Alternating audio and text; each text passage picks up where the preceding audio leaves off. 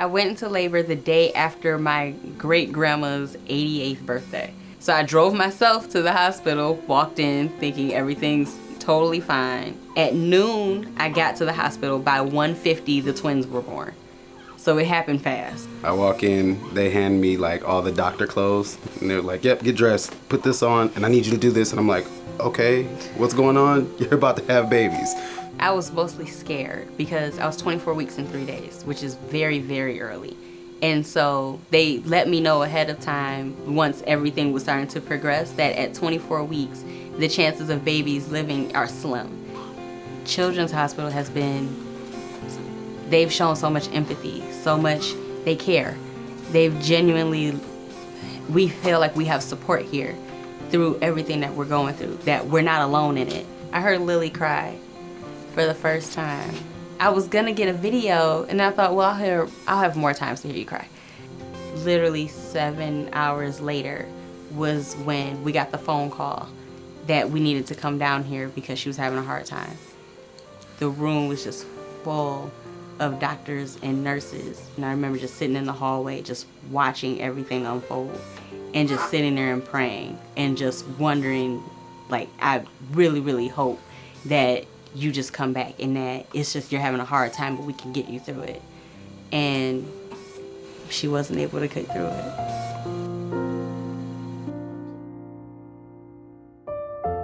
Lily was always the more stronger of the two babies, and that was the most surprising part to everybody when it all took place. For all of our babies that pass away, we make like print footprints and all kinds of mementos. So Lily's handprints and footprints are always with Luna.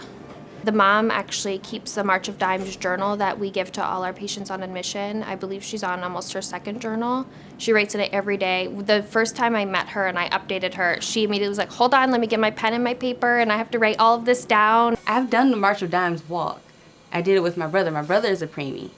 And so never in a million years would I think that everything would come full circle how it has. This is literally like my Luna and Lily book. Yeah. My March of Dimes notebook is my Luna and Lily notebook. And everything that has gone on through our time in the NICU is in this notebook. We've started giving them to every family upon admission, and I feel like that's very helpful to all the families because they're able to keep track of their questions, write down information, and we didn't really have something like that in place prior to.